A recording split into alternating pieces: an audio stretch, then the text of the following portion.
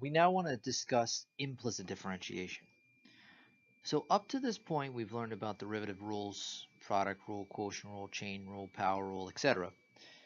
And these have applied to what we call explicit functions, or functions that are in explicit form. In a way, you can think of what we've been doing up to this point as explicit differentiation. But we're going to turn our sights to implicit differentiation. Well, in order to do that, the first thing we need to do is talk about the difference between an explicit function and an implicit function, or an explicit equation, I guess would be the better way of saying it. So this equation right here is what we would call an explicit equation, an equation that's in explicit form. And the idea of it being in explicit form is that it is solved for y. So we have y equals, we could also write it as, say, f of x equals 3x squared plus 2.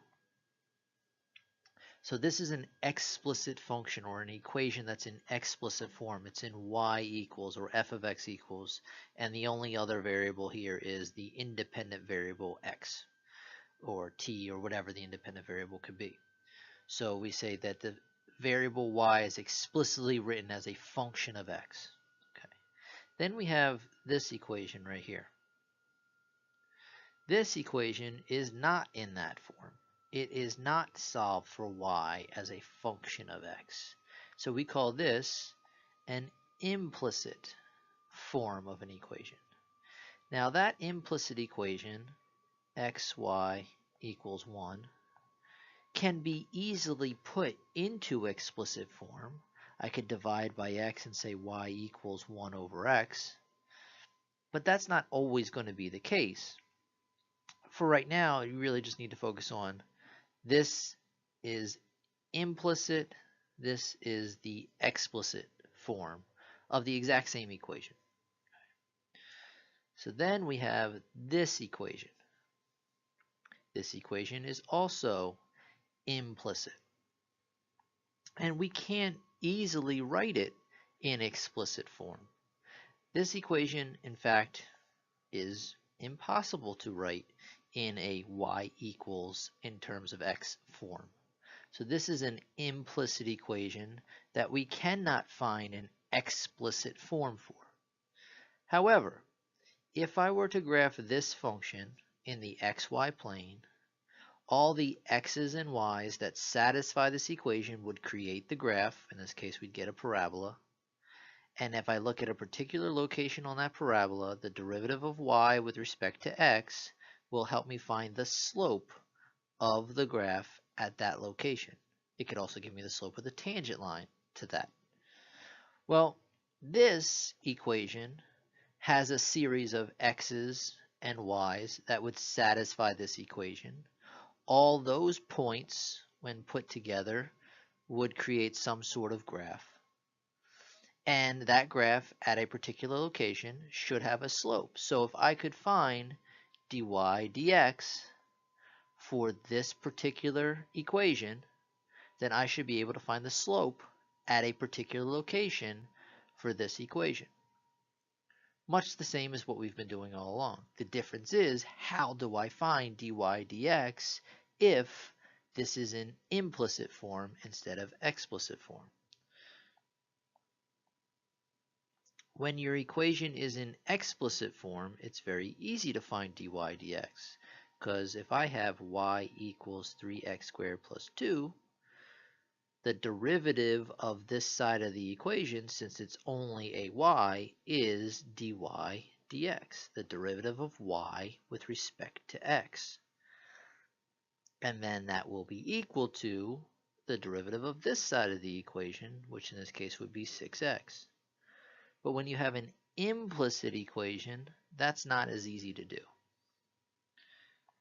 There are a couple of ways to look at this. There's the traditional way that a first semester calculus course would look at it, in which case we could look at it in terms of the chain rule, right? And use the chain rule to help us find dy dx, where there would be a series of steps we would go through, where we treat y like it's a function of x, and this is an inner function and this is the outer function, and we try and do it that way. It works, and like I said, that's the traditional way we can go, but we're going to do something a little bit different. There's another method that we can use that in the long run is easier to find dy dx, but it requires us to learn about another type of function and another type of differentiation. Those functions would be considered multivariable functions, and the differentiation is called partial differentiation. Now, this is an advanced topic, and we're not going to get into it too far. I'm going to give you the information that you need to be able to do what we need to do. If this is something that interests you, you could continue studying it. In a traditional calculus class, it would be covered in a calculus 3 class. So that would be in the unified calculus series. You would take calculus 1, then calculus 2, and then by the time you get to calculus 3, you would really discuss this topic. But you don't need to be that far in calculus to understand the basics of it and how it will give us the answer that we need. I'm going to leave some details out that we should learn when learning multivariable calculus, but I have to do that because of where we are and what we know. The key to being able to do it this easier way really has to do with how comfortable you are with taking basic derivatives. At this point, I would hope that everyone is fairly comfortable with using the power rule and the product rule and the quotient rule and the constant multiple rule, etc. And so if you're fairly comfortable with your basic derivative rules, then we can continue on this track. So we now want to talk about multivariable functions, or functions of several variables. Up to this point through algebra, pre-calc, and even as much of calc that we've covered so far, we've only dealt with what we call single variable functions. Single variable functions, say f of x, where this is a single independent variable and y, or f of x, is the dependent variable. And so this is the kind of function you're familiar with. You had this little Venn diagram where an x would get plugged into some function, and an f of x or a y would come out. One independent variable went in, one value f of x or y would come out. What we're going to do is we're going to just expand that. We're going to expand that to now, instead of a single independent variable, what if we wanted to have two variables independent of each other, then giving us a single dependent value? So the way we can notate that would be like this. Notice inside the parentheses I don't just have x, but I have x and y. So we would read this f of x and y, in which case this first set that we start off with that we're going to plug into the function is an x and a y, independent of one another, plugged into the function, giving us a single dependent value f of xy, or we could call that z. So two independent variables giving us a single dependent variable. If you look at the function itself, this function comprises of values that have both x's and y's in it. The key is those values are both independent of one another. So two independent variables. We could have three independent variables, 4, 5, 6 independent variables. Now in terms of sort of real life values, real life functions, functions that describe things happening in the real world, you would think that multiple independent variable functions would be more common than single independent variable functions, and they are. If you think of one value affecting another value, that can happen, okay? But more realistically would be that there should be multiple independent factors acting on a final result, in which case that would be a multiple independent variable function describing that action.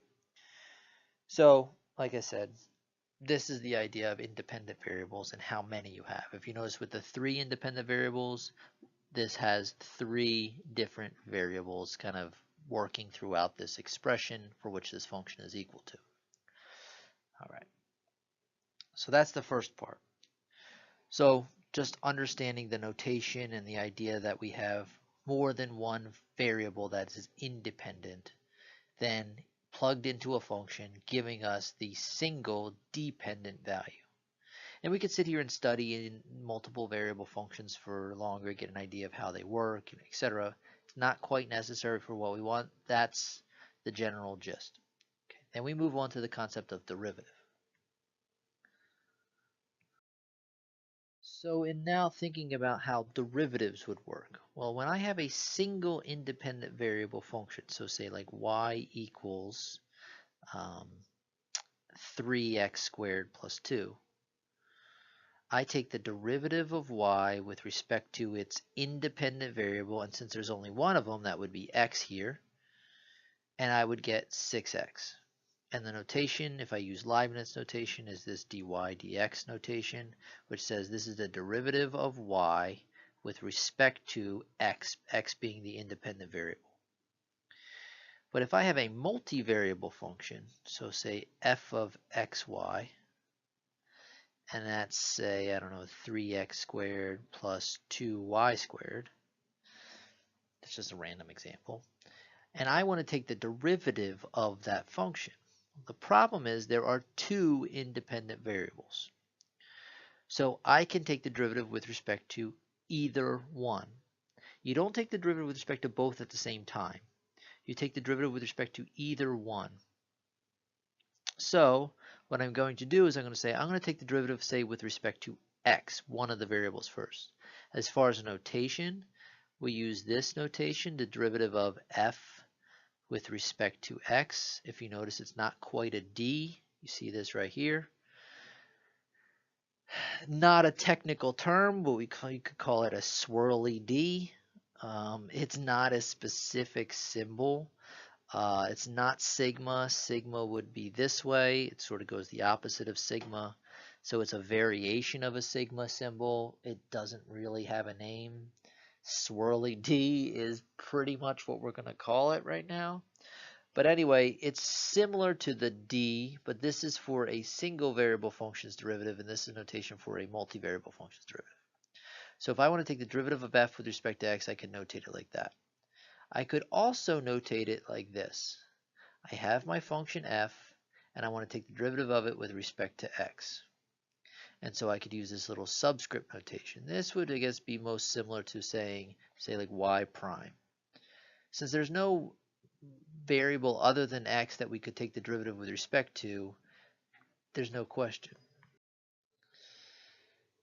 There's no question as to what variable we're working with here, so we don't have to denote it with prime notation. But when it comes to these multivariable functions, we have to denote what variable we're working with. So this little subscript would help us do that.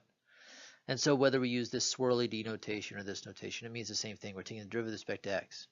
How we do that, we'll talk about that in a second.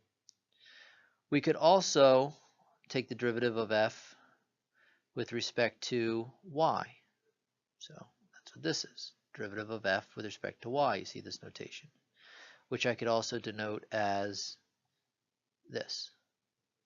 We'll focus more on the subscript notation. It's just a simpler notation. Again, we're just going to use this to try to get what we need. But nonetheless, taking the derivative of f with respect to one of its independent variables or another one of its independent variables.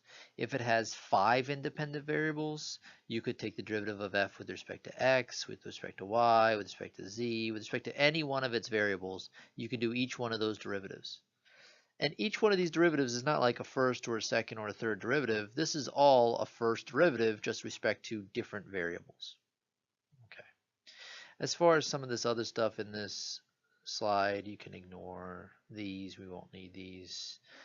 It's more about just notation and how we denote what we call a partial derivative. All right. Then the next question is, how do we do it? Well, the way we do it is pretty simple. What we do is if we're going to take the derivative of f with respect to x, say we're going to do this for this function right here. We treat x as an independent variable, which it is, and then the other variable, in this case y, will be treated like a constant. Well, as far as constants go with differentiation, there are two rules that we've discussed that relate to constants. You could either take the derivative of a constant, or you could have a constant multiple. Well, the derivative of a constant is 0, and if you have a constant multiple, that comes out and then gets multiplied back in after you take the derivative. So the other variable will be treated like a constant, and we will act as such. So let's get some space here. Let's look at how this would work.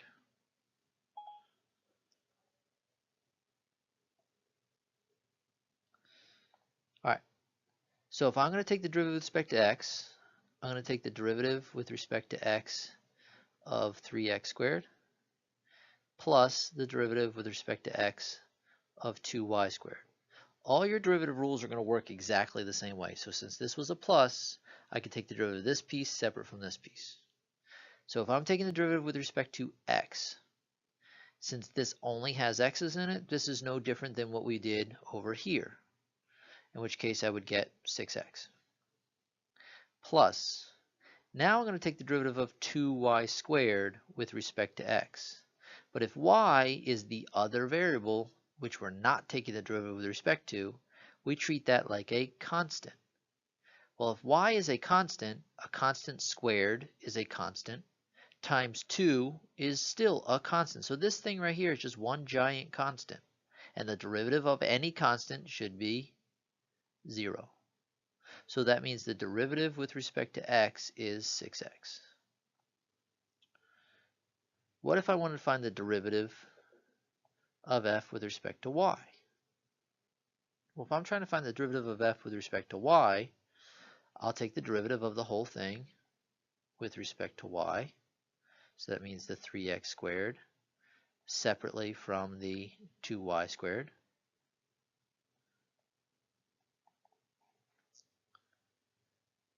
I can separate them because of the addition, our rules. All our sum and difference, quotient, multiple, product, all this stuff works exactly the same way. We just have more variables. So sum and difference rule says take the derivative of this separate from this. So now we're going to take the derivative of this piece right here. Well, again, since we're taking the derivative with respect to y, x, which is the other variable, is now going to be treated like a constant. Well, if x is treated like a constant, x squared is a constant, times 3 is this is one giant constant. And the derivative of any constant, regardless of what variable you're talking about, is 0. Plus this derivative. Well, in terms of y,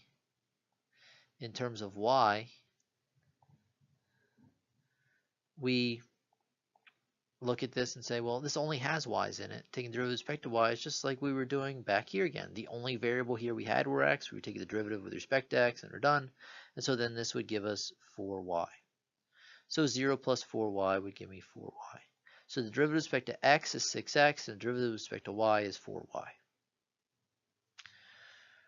To me, there's not much to that, as long as you're fairly comfortable with how to do derivatives in the first place. The only additional wrinkle we're throwing into doing a partial derivative is now treating a variable like a constant. But constants are treated one of two ways as it relates to derivative. You either have a constant multiple, or you have a constant standing alone. I'll do one more example.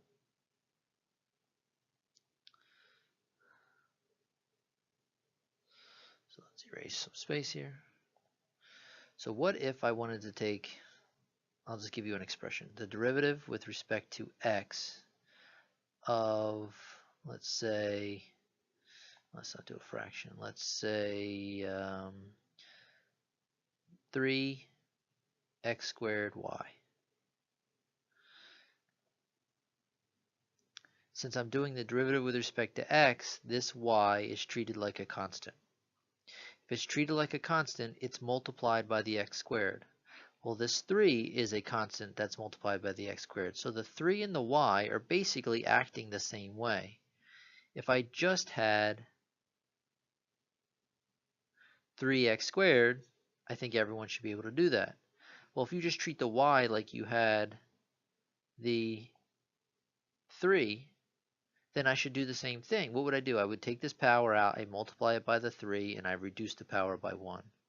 Well, I'm going to do the same thing now. I'm going to take the 3, pull it out, along with the y, take the 2, multiply it by the 3, and now the power is 1 less. So since this y was a constant multiple, it just sat there along like what the 3 did. Multiply these together, 6xy, and there's my derivative with respect to x. If I wanted to look at that same thing in a different way and say, how about with respect to y, let's look at the derivative with respect to y of 3x squared y. Now this time, x is the constant. Well, if that's a constant, again, it's multiplied by the y, so that's a constant multiple in terms of y. So that and the 3, again, working the same way. If I just take the derivative of the y piece, because this gets pulled out, the derivative of y would be 1, so I'd get 3x squared times 1. So 3x squared would be my answer. So derivative with respect to x, derivative the same thing with respect to y. All right, now we're ready to go back to implicit. Well, actually, before we go back to implicit differentiation, let's do this last example.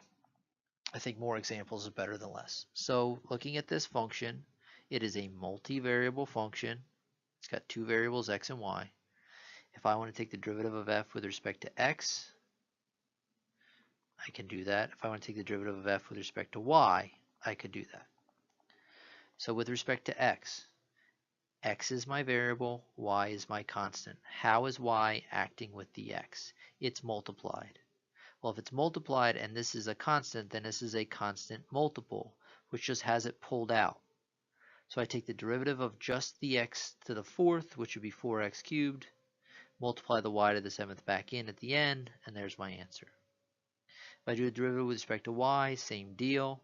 Now x is a constant. It's a constant multiple because it's multiplied by the y to the 7th, so the x to the 4th comes out. I take the derivative of the y to the 7th, which would be 7y to the 6th. I'd probably rewrite that as 7x to the 4th y to the 6th, but there's my answer. Again, this should be not a problem if you're comfortable with derivatives.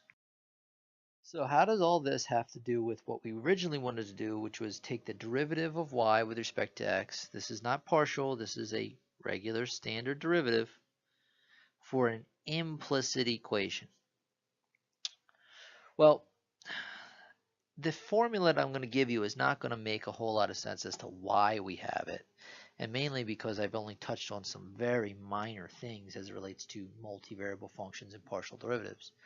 But it is a formula that works, and it is definitely the easier way to find the derivative of y with respect to x for this implicit equation. First off, let's look at a function, a single variable function, y equals f of x. This would be a function that's in explicit form. Another way I could rewrite this function would be to take y and move it to the other side of the equation. Well, I can do that by subtracting it. If I subtract it off of this side, I get 0. On the other side, I have f of x minus y. If we then look at that right-hand side, that right-hand side has both x's and y's in it. So what it looks like is an expression that has x's and y's in it, and therefore we can think of it as a multivariable expression. We use this capital F of x to notate that. And so when we have something that looks like this is what we call the standard form for an implicit form of this explicit equation. So when I give you this, and I say this is an implicit equation, it is. If we wanted to put this implicit equation in a standard form, we would have to set it equal to 0, which would give us x cubed plus y squared minus 5x squared y plus 4 equals 0. Relating it to this right here is this capital fxy expression that we're talking about. Now I say expression and not function because it really isn't a two-variable function. When I say a two-variable function, I say both variables are independent.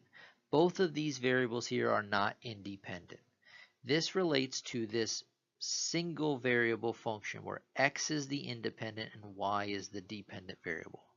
So in this case, x is still independent and y is still dependent, but it looks like something that has multiple variables in it. So we call it a multivariable expression. Okay. Now in this multivariable expression, I can think of these two variables independently. Now I'm thinking of them independently. They are not independent. And so let's say I look at this and I want to find the derivative of y with respect to x. Well, in implicit form, which is this form, looking at this capital F function, I can say that this answer is equal to negative capital F with respect to x over capital F with respect to y. This negative, these capital F are partial derivatives. Okay, all this is part of the formula for how we do this implicit differentiation. Where this comes from is not something I can get into right now because we only briefly covered partial derivatives. But this will be your best way of finding the derivative of y with respect to x for an implicit equation. So this would be the derivative of the same thing that we had here in a different form. Now this equation I turned into implicit form, and therefore you might think, well, then I could also go back to explicit form.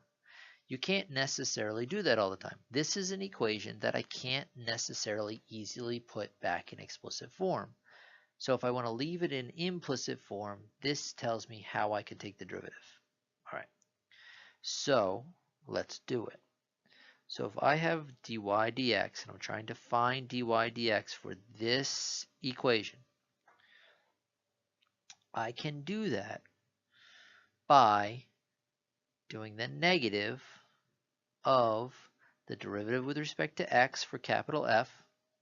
So this function being capital F, I need to take the derivative with respect to x. Well, if I take the derivative with respect to x, any other variable, in this case y, has to be treated like a constant. Since these are added and subtracted together, I can do each one separately. So let's look at this one here. If I take the derivative of x cubed with respect to x, I would get 3x squared. Plus, if I then take the derivative of y squared with respect to x, well, if y is treated like a constant with respect to x, then y squared is a constant, and its derivative will be 0. Minus 5x squared y. Well, if we look at 5x squared y with respect to x, y being a constant, that y and that 5 work the same way. They're constant multiples. They would get pulled out, so I would get 10xy. The 10 because the 2 multiplies by the 5, and the y just sits there because it's a constant multiple. Plus, in the end, I take the derivative of 4. 4 being a constant itself would be 0. That's just the derivative with respect to x. I then have to take the derivative with respect to y. So I go through it one at a time. Same general idea. Since these are added and subtracted together, I'll do each one separately. But now with respect to y, x is treated like a constant, so this one's derivative will be 0. This next one's derivative with respect to y would be 2y. This next one's derivative with respect to y will be negative 5x squared. Because x is a constant, this whole thing is one big constant, so we're really just taking the derivative of y, which is 1, plus the derivative of 4 with respect to y, 0.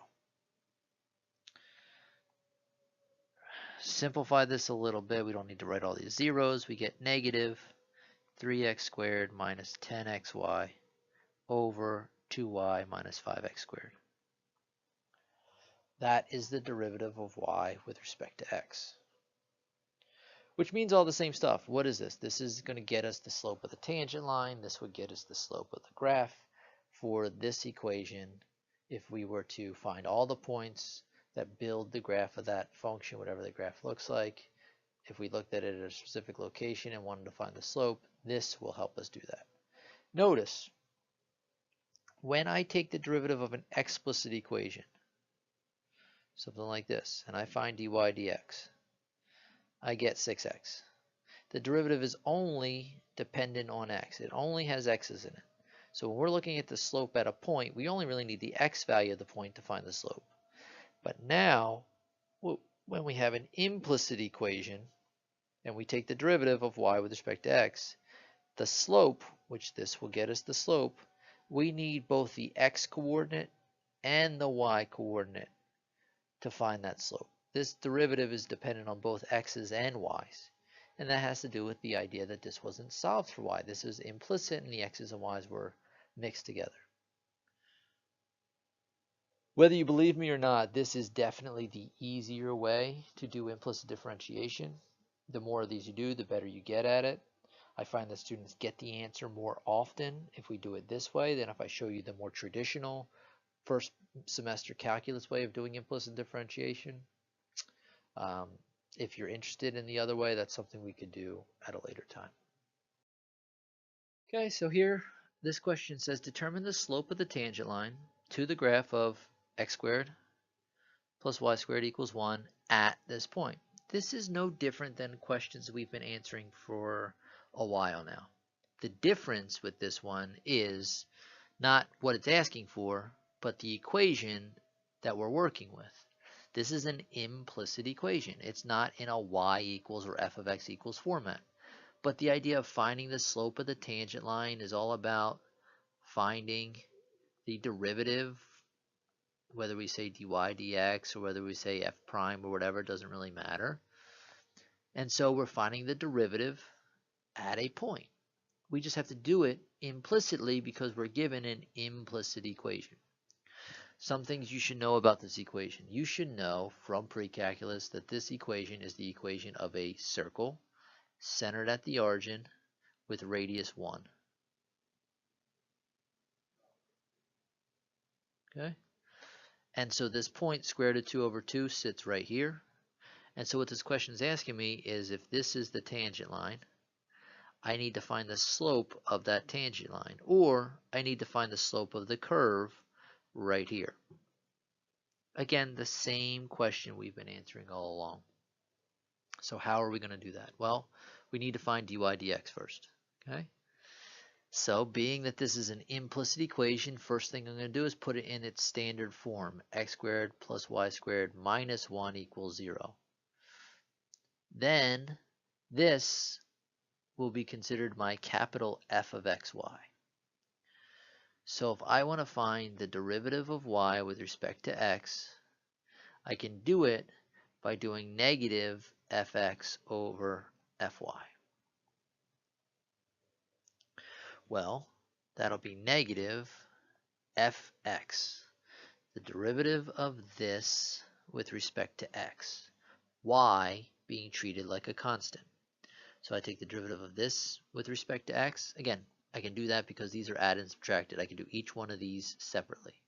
So x squared with respect to x, 2x. Y squared with respect to x would be 0 and negative 1 would be 0. Why? If y is a constant, then this is a constant just sitting by itself. And if I take the derivative of it, I should get 0. Same thing would happen with the 1. So this y squared and this 1 really act the same way in terms of x. Now I do the same thing with respect to y. The x squared is 0, the y squared becomes 2y, and the negative 1 becomes 0. So ultimately I get 2x over 2y. The 2's can cancel, so I get negative x over y. So that is the derivative of y with respect to x for the entire curve. Now if I look at it in terms of this specific point, if I want to find the derivative of y with respect to x at square root of 2 over 2, comma square root of 2 over 2, then I would get negative square root of 2 over 2 over square root of 2 over 2. Since these are the same, I would just get negative 1. So the slope of the tangent line at square root of 2 over 2, comma square root of 2 over 2 for x squared plus y squared equals 1 is negative 1. Okay, here's another one. Now in this question, it's not asking for the slope of the tangent line, but instead the equation of the tangent line. So we got a little bit more work to do. But this is a question that we've answered multiple times before. The difference here, we're trying to find the equation of the tangent line using this implicit equation rather than an explicit equation. Notice this isn't in the form of, say, y equals or f of x equals. So we still want to find dy dx, which would be the slope of the tangent line. But that's not what this is asking. We then want to use that to find the equation of the tangent line, which would then require us to do y minus y1 equals the slope times x minus x1. y1 and x1 are both here and here. This would be x, this would be y. So that's the points that we're going to plug in here. So that goes here. The slope will go here, and then we have everything we need. Again, question that we should be very comfortable answering because we've done this for a while. All right.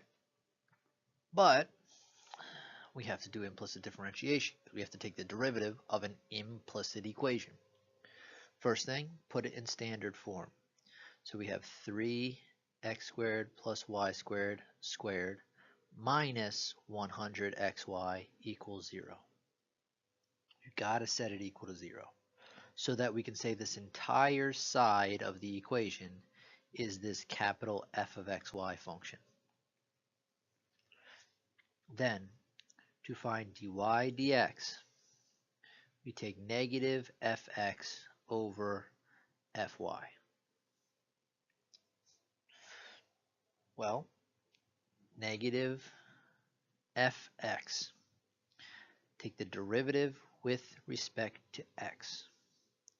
Being that this is subtracted, I'll do this piece separate from this piece.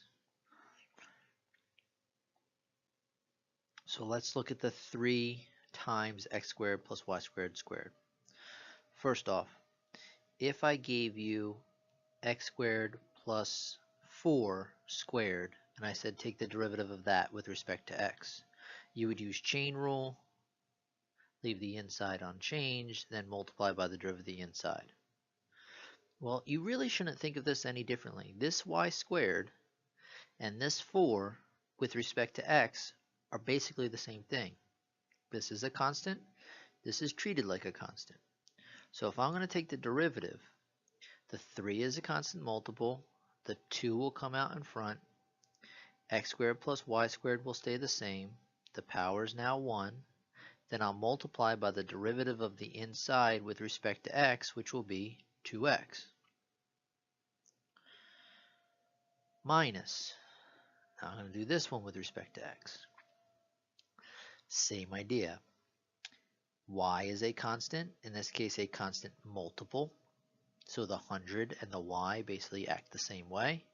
I take the derivative of the x, which will be 1, so I get 100y.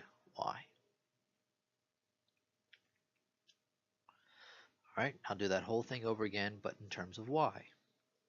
Well, it's going to look very similar. I have the 3, the 2 is going to come out, the new power is 1, the inside stays the same. I then multiply by the derivative of this inside with respect to y. So now x is the constant, so that derivative will be 0, and that one will give me 2y, minus this one with respect to y, the 100x is the constant multiple. The derivative of the y is 1, and so we get this. Alright, so now what we want to do, that we have the derivative, we could simplify this if we wanted to. This is multiplied, make sure it's not 32, but 3 times 2. We could try and simplify this. It's not really necessary, because we're trying to find the slope at this location.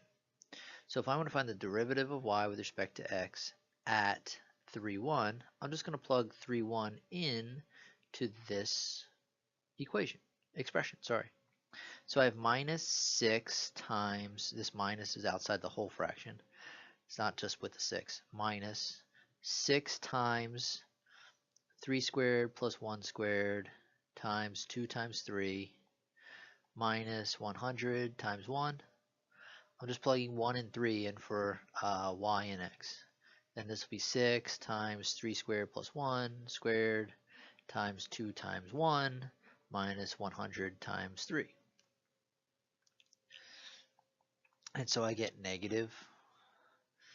Start working your way through this. This will be 6 times 10 times 6. So that'll be what, 360 minus 100. 6 times 10 times 2. That'll be 120 minus 300. So I end up with negative, what, 260 over 180, which will simplify into just negative 13 over 9. And so the slope at 3, 1 is negative 13 over 9. Just doing arithmetic from here to here. Everyone should handle that. Now we're going to use this y minus y1 equals m times x minus x1 to find the equation of the tangent line. Don't stop here. This is the slope of the tangent line. We want the equation. So then we go y minus 1 equals negative 13 over 9 times x minus 3. Rewrite this equation in any one of the proper standard forms. I don't like the fraction, so I'm going to take this 9 and multiply it to the other side. 9 times y minus 1 equals negative 13 times x minus 3. Distribute out, 9y minus 9 equals negative 13x plus 39. Move the 13 over, so I get positive 13x plus 9y equals, take this 9, move it over here, and I'm going to get a mistake. There's a mistake here. Maybe you caught it, maybe you didn't. Take a second to look. The mistake occurs back here. 120 minus 300 is negative 180. That negative, this negative cancel, so it's positive 13 over 9. So this is positive. This is going to then change this into a positive, and this is a negative. So start over here. We get negative 13x plus 9y equals, bring the 9 over, negative 30. So that would be standard form of a line. You should have learned all the different forms of a line in algebra. That's the equation of the tan line at 3, 1.